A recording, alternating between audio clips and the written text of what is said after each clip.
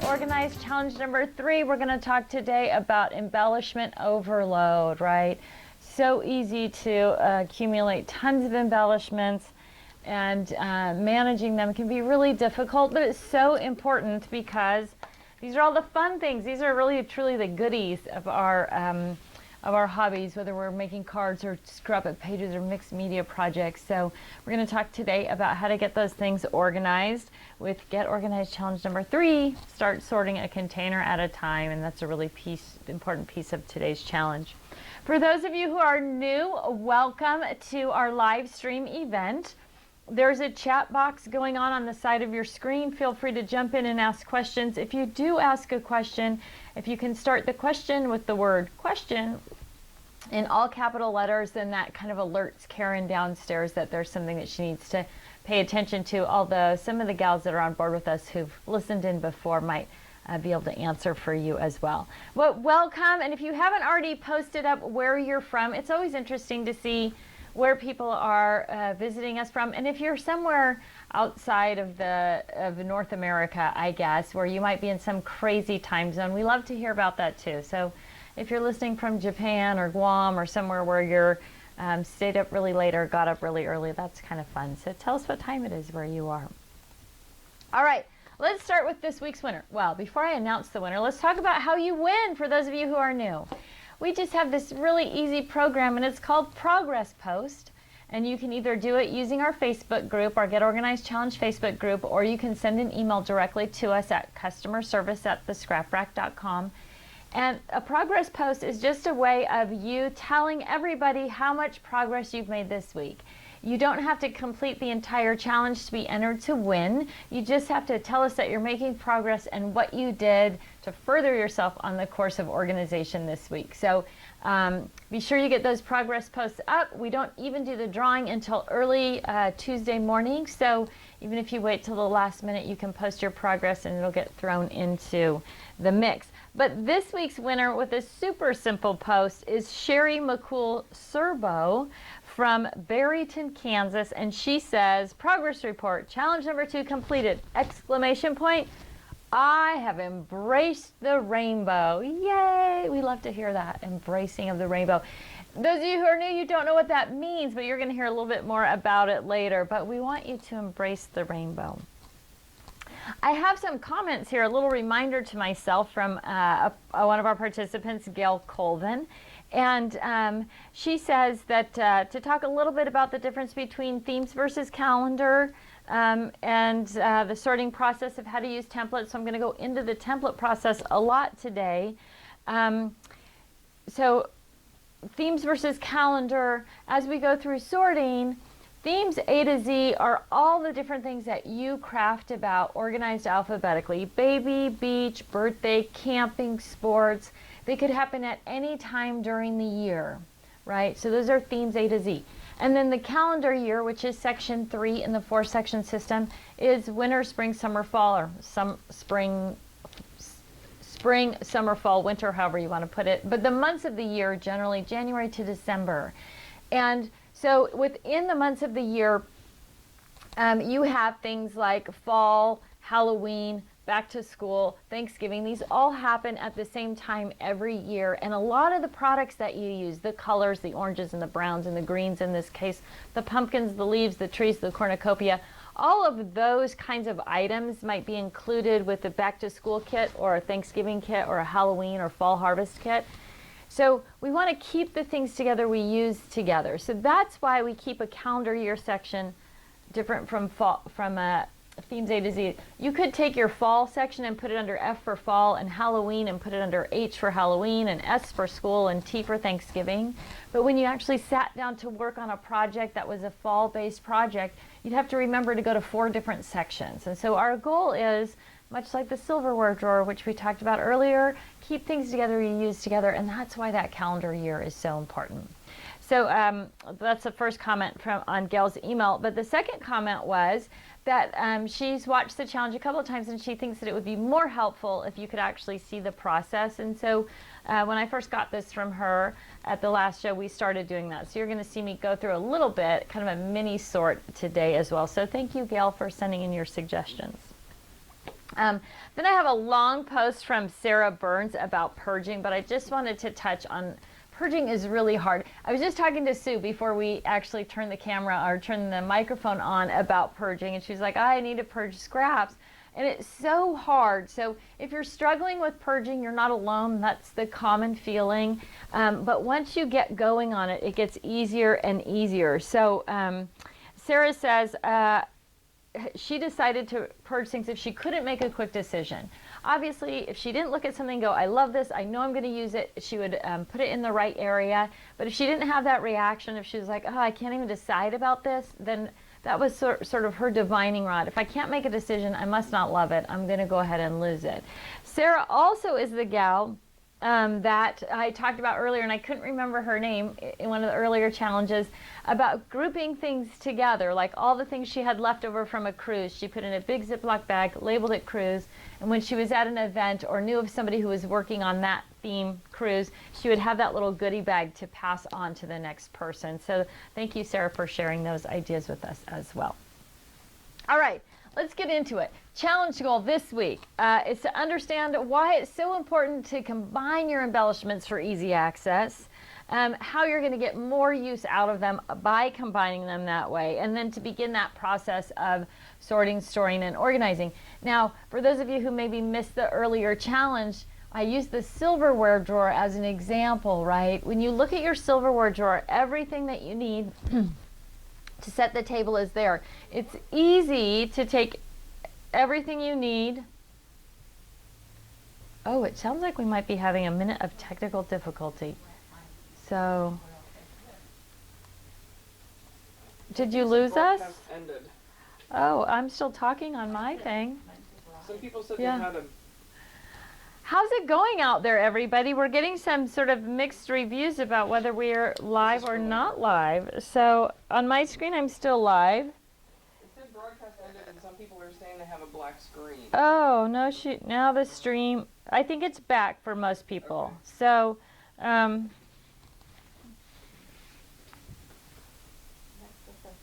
yeah. I think we're still good. I'm going to keep talking, and then if it's not working, let Karen know, and we'll make her run back up the stairs to the studio again, and she can see how it's going. So silverware drawer. The things you need, you keep them together, you set the table, it's easy. When you're done with them, they go through the dishwasher, and then it's easy to put them away. That's our goal with organizing anything. Make it easy to get to, easy to use, and when we're done using it, easy to put away. No guesswork involved, right? You never have to think about where you're going to put the silverware. Even if you went out and bought brand new silverware, you would know where it was going to go when you got it home, right? And that's our goal with our crafting supplies, to keep that same pattern going over and over again. I'm sorry, I had to turn my computer, flip it over so I could check and make sure we were live. So it kind of threw me for a minute there. All right, so get ready. What are you going to need? You need to gather together the tools that you need to sort, store, and organize your embellishments. If you're using a scrap rack, you need your scrap rack and some storage pages. You're going to need the templates that you made last week to sort paper. If you didn't make them last week, we're going to talk more about them in just a few minutes, so we'll go over that again.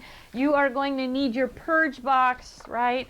This is kind of a small purge box. It's just one of our cardboard paper storage boxes.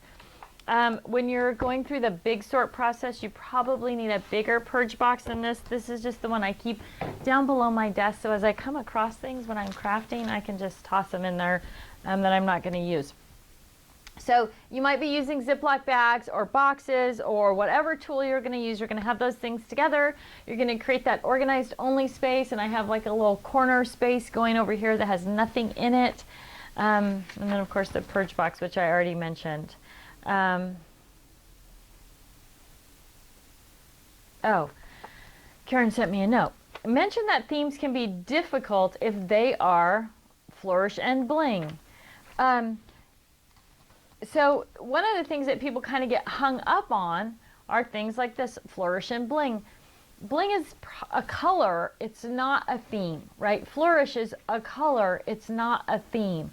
So try to think about that. So if you have pink bling and blue bling and yellow bling, you don't want to have a bling section. You want to put those into your rainbow section Right now, within your blue rainbow section, you might want to keep all your bling together in a couple of pages or in the same area of the tool that you're using, and that's fine. But as we go through and you start to think about your supplies, you're going to realize that if you think about the layout or the project that you're doing as needing some blue, and you go to your blue section, but for some reason you've said, oh, I don't need the flowers or bling in my blue section. I'm going to put flowers over here and bling over here. You're not going to remember that you have those, right? The big goal with combining, especially with that rainbow, embracing that rainbow, is that when you go to look for something blue, you see what all your options are. So the same thing, flourish, right? Scrollies and those kind of things are going to be better suited in your rainbow section. Now, there's always the one exception of keeping things together that you bought together that you were going to use together. So if you have an ancestry themes paper and embellishments and you're going to use those for ancestry pages, and with those you bought ancestry like flourish, that's black, to use on those pages, then you want to keep the things together you're going to use together.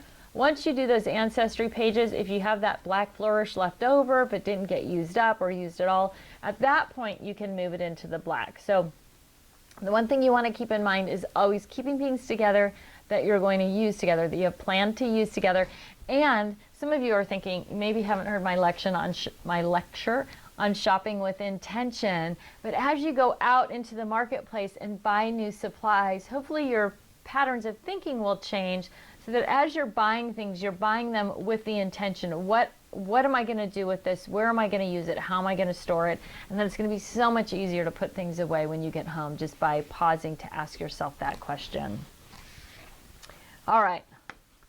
What about big bulky things? Karen's back. Are we doing fine? I think some people can still see you, but there's a whole... Okay, so let's talk about some of the big bulky things that we have to deal with before we start sorting, because you're going to need some tools to sort those.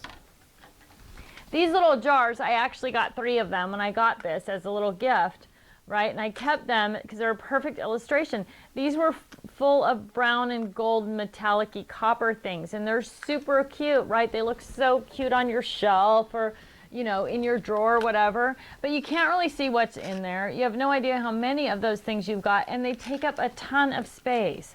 So with things like this, a super simple answer is to just open those bad boys up and put them into Ziploc bags, because Ziploc bags are really easy to store. They take up a whole lot less space. They're lots more visible. You can really see what's in there and that you have lots of them, right? So in this one's super cute. It's got 3 different colors of ribbon in there though, and it's really even just a pain to get to those ribbons and get them out of the jar. So now I've got kind of a mess here, pulling them out of the jar. But I'm probably not going to haul this jar to a cropper class. I'm probably going to forget about it if it's stuffed somewhere else in my room. So I'm just going to take this big bag, bigger, I shouldn't say big, a bigger Ziploc bag than the other, and put all 3 of these goldish ribbons that all go together into this bag. Now they're visible. I can see exactly what color they are. I can see that the 3 different colors of ribbon all go together. They all have the same sort of metallic hue in them, and it's going to be easier to store, flatter to take with me. So all of those things that we really need as crafters are going to be solved. All those problems are going to be solved right here by using this little Ziploc baggie as our storage tool for that. Ooh, I'm going to press the air out of it too. So I don't know if you know this, ladies, but if you kind of pinch and slide a Ziploc bag, you get a little bit of an opening, and then you can press the air out really easily, and then you can slide it back. So that's going to make that even flatter, right? I have kind of a vacuum seal going on there, so that's a really easy way to get the air out of your Ziploc bags. Now the third one that was empty, that one had a bunch of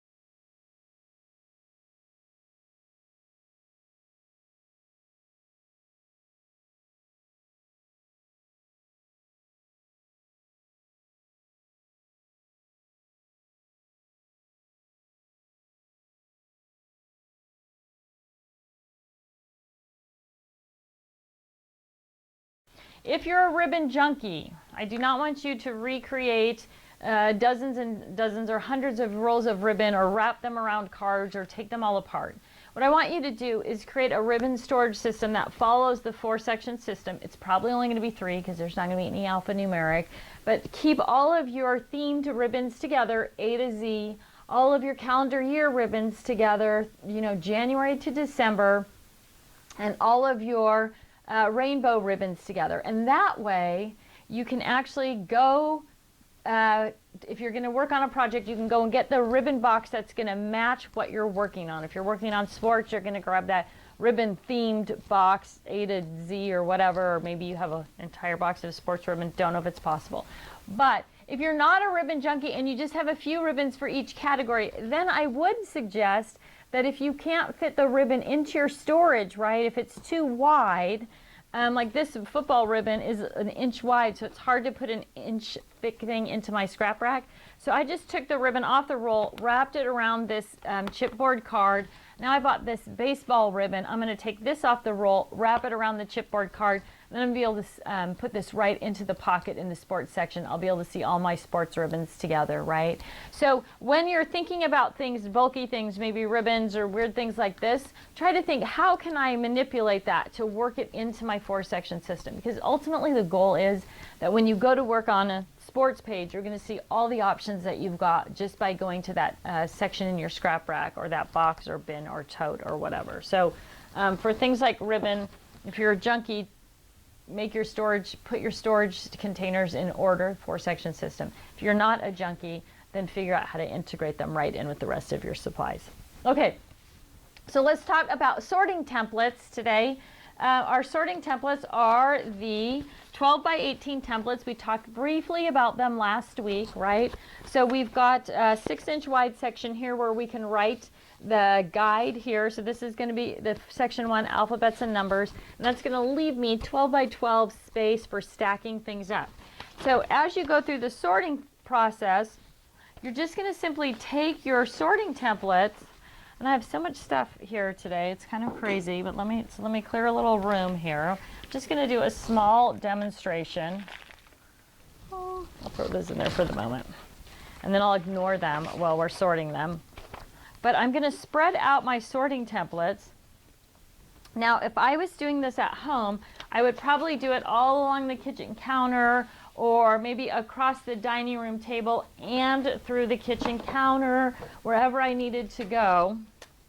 Some other little samples here of once things look like once they're sorted. So we'll just drop those down here for a moment. So now I've got my alphanumeric, I've got my themes, I've got travel, I've got fall, I've got winter, red and pink, blue and green. Now my things are kind of all bunched up here, right? Yours would be spread out nice and neat so they're easier to sort onto. And then you're going to take that first basket of goodies, whether it's embellishments or stickers or die cuts or glitter or whatever it is, and you're going to start counting those things out or spreading those things out right onto your sorting templates. So it doesn't matter what I'm pulling out of here. So first I've got some flowers, and these are red, pinkish flowers. I'm going to put those on the red and pink. I've got a little sled die cut, so that's definitely a winter thing. Oh, I've got a beautiful Paper Wizard die cut from New York. That's a travel item. Ooh, 3-dimensional New York stickers, another pink flower, some alphabet stickers. Now, one of the things we're going to do is we're going to sort in small batches, right? So try not to do too much. Work with maybe one small basket, bin, or tote at a time, and then put everything away. So I'm kind of going to demonstrate that whole process here. These are plastic alphabet letters in Seahawks blue. Now, these came, I saved this container again so I could show you. These came in this clamshell, or I don't know what it's called, this kind of container. And they were loose in there, in the little box part. So I actually took them out and put them in a Ziploc bag, right? Because this is the same amount of stuff, and it's much flatter and easier to deal with than this big bulky box. So if you, again, like I was talking about before, find a way to integrate those things in. So I've got some fall things here, some 3-dimensional pumpkin embellishments, another Christmas embellishment. Ooh, travel, travel, travel. beach die cuts and sunny beach metal icons. So what else is in my basket here? Oh, some more flowers. The pink and red family there. Brads, beach brads. Here's another, here's my Seahawks green letters. Again, I saved the little package just so I could show you. Now if I've got them into that Ziploc bag, they're much easier to deal with. What else do I have in here? Oh, I've got a wooden Easter egg, so something I might use on a mixed media project, or a page or a card, I guess. So I don't have a spring sorting template, so I'm just going to put that right over there with the rest of the calendar year things. And now I've got pink and red bling, so those can go there in the pink and red pile, and some red buttons and pink buttons. And so now outside of the brown stuff that I just threw in there, I've got everything sorted, right? So it's a pretty simple process because you don't have to worry at this point about doing anything more than getting it into that major category. Now, if I had these are all beach, but if I had some birthday things, I might try to make a stack as I'm going birthday and beach so that they were kind of pre-sorted, but it doesn't matter because the next step is going to be to go through that pre-sort. So once you have all of the things done in that first pile, then you're going to start putting your things away. So you might start with the first thing and go, okay, alphabet letters, and I want to kind of sort everything by size first, right? We talked about keeping alphabet sizes together so that if you're trying to spell a word, you know that you have red and blue stickers that are going to spell 4th of July, right? If I was trying to write Seahawks, in blue and green letters, and I had these in green and these in blue, I'd have to look in both places. So keep your letters together by size and not by color, and it'll make it a lot easier to create that word that you're after. So once they're sorted this way, then the next thing you're going to do, sort them by size to make sure they're going to fit in those pockets of your scrap rack. Now, if you're not using a scrap rack, you still want to do this sort by size thing, right? So if you're storing everything in Ziploc bags, I have a couple of examples here, right? You still want the small things in the front. So here's a blue and green set and a purple set in this giant Ziploc bag. You still want to sort by size so that your small things are in the front and your big things are in the back, and that way you'll be able to get the best visual you can, right? So if you're using Ziploc bags, it's going to look like that. If you're using kind of a 12 by 12 storage box, same thing, right? You just want to stagger those things out so that you have the small things in the front and the big things in the back, so you get the best visual on those. Now, of course, if you're using something like a Ziploc bag or a box like this, you're going to have to use a little bit more care just to keep everything from, you know, turning into a big jumble in there. But I think you'll find if you stack small in the front and large in the back that you're going to get a pretty good visual on all of those things. So I have my little sample scrap rack here. So I'm going to go ahead and use that to show you just the put away steps. So if I was brand new to the scrap rack and I was just loading pages for the first time, I probably wouldn't load. I would load the pages on the desktop and then put those loaded pages on spinders and put them on the scrap rack. But since I've already got my little demo scrap rack going here, I'm just going to go to those sections. So my first one is alphabets and numbers. So I'm going to get to that right size pocket. So here I have orange letters that are the same as the blue and green. So I'm just going to slip those in the pockets here. Now this is that straight 8 page.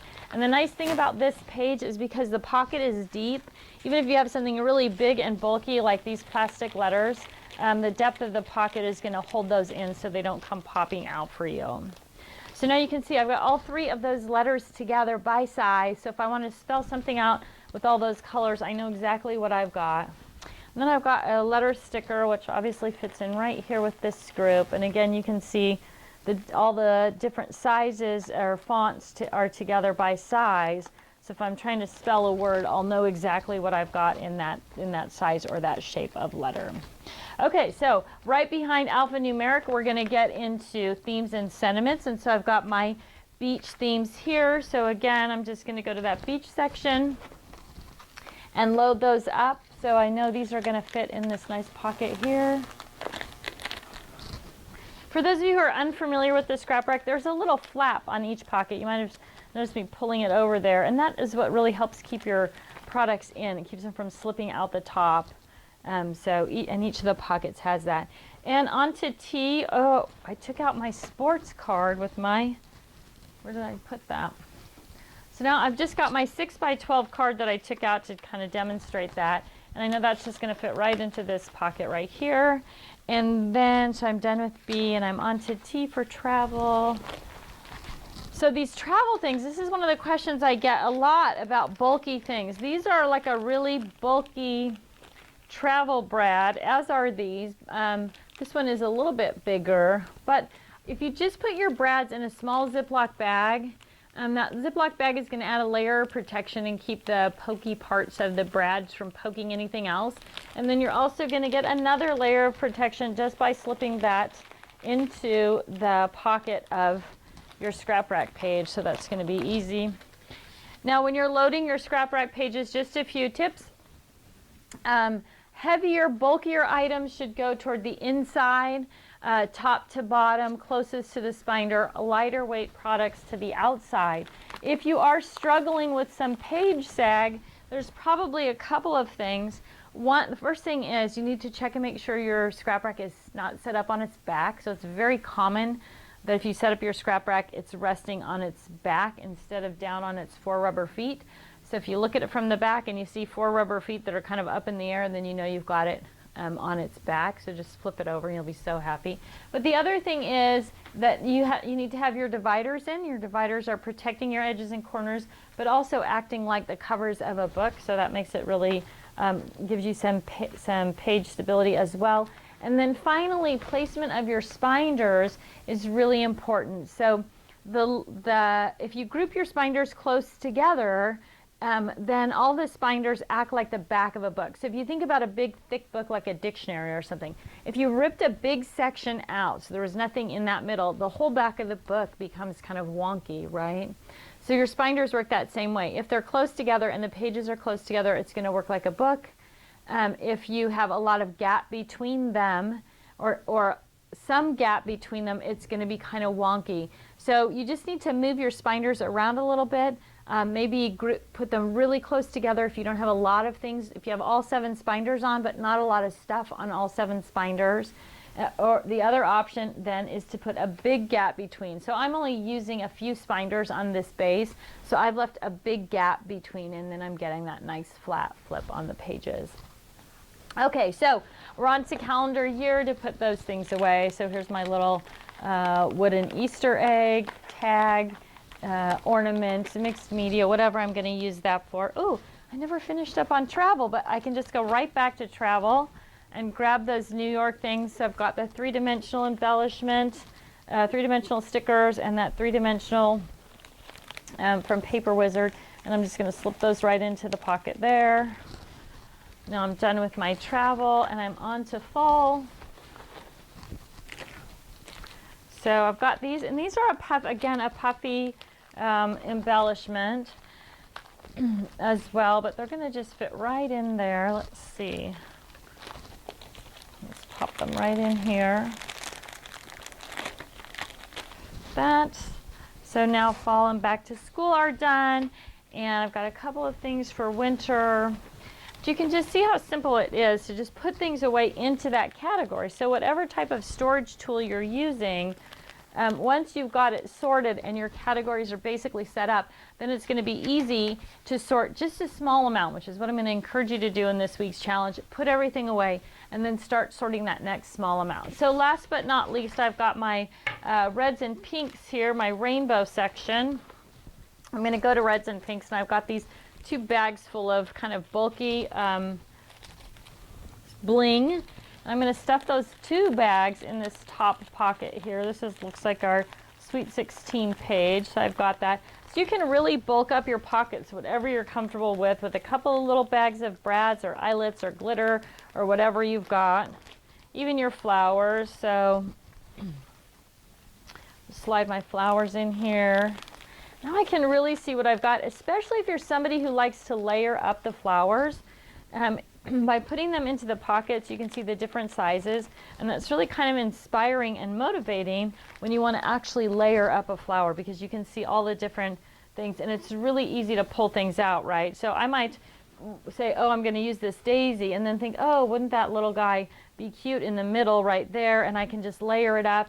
And then I can flip right back over here, grab a piece of pink bling, put it in the middle of that flower, and now I've got a really great embellishment because I was able to see all the different options that I had right out in front of me at my fingertips. Super simple. So let me tuck these guys away.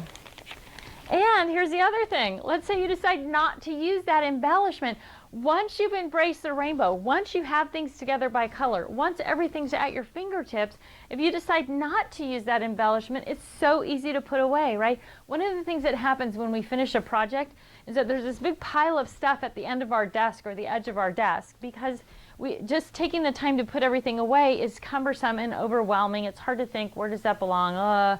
But if once you have your 4-section system going, even if you were using a Ziploc bag and you had, blue flowers left over or a little box, you could go right to your blue box, pull that off the shelf, and put the flowers away. So getting your brain around that 4-section system, and especially embracing the rainbow. Let me put this away. I'm so excited. I get kind of overwhelmed when I start talking, right?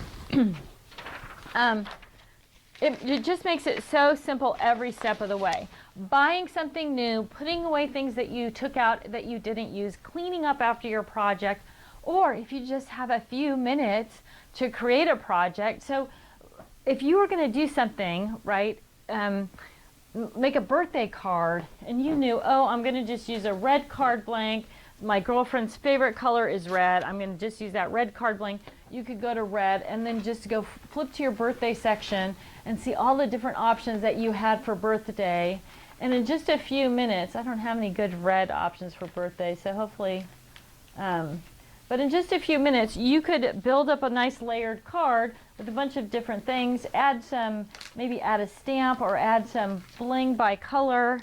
But so in a couple of minutes, you can put together a quick project and then use up some of your stuff and impress your friends that you did something really quickly. So I'm just so excited for all of you to get in that 4-section system because you are going to love, love, love working with it. And I've totally lost track of my presentation here, so let's make sure I hit all the points as I'm going through. It looks pretty good. Okay, so your goals for this week. Sort just one container at a time or less, right? So when I had this little basket, I buried it now down here. Right? If you start with something that's this size or less, you're going to get it done from start to finish. I know I talked about this last week. I just can't impress upon you how important it is, the endorphins and that little rush of dopamine that you get when you accomplish something. But the other thing is, if you've only sorted this one little basket, you can actually use what you've sorted the next time you sit down to create something. So you're going to work in small batches. You're going to sort just one container a day, and you're going to sort 4 containers for the week. So, no, I said that backwards. Over the next 7 days, you need to sort 4 containers, right? And regardless of the size. So some of you will sort great big ones, and some of you will sort small ones. But your goal, in order to get your reward from your reward board, is to sort 4 containers of any size. Group those containers by, so you're going to sort, sorry, I did miss clicking through my screen here. Sort and store 1 container a day for 4 of the next 7 days. That's how it goes. I knew it was 4 containers. I just didn't remember how I got there. If you're still sorting paper, you are going to sort another 4 to 6 inches of paper. I say that like you probably aren't, but you probably are still sorting paper because most of us are paper junkies. Then you're going to post your progress on Facebook and let us all know how you're doing. And finally, you're going to send your progress post, if you're not on Facebook, into us at customerservice@thescraprack.com so that you can be considered for the prize next week. So there's a Chinese proverb that says, the longest journey begins with a single step. I'll share something with you just really quickly. We're hosting a Chinese exchange student this week at my house, and it's really, really fun. If any of you have students that go to a school where there's exchange students and you've never hosted one for a week or 2 weeks that they're visiting your school, it's a really, really great experience, and I would recommend it. It's the first time we've done it. All right. Chinese proverb. It had nothing to do with our Chinese exchange student, but there we go.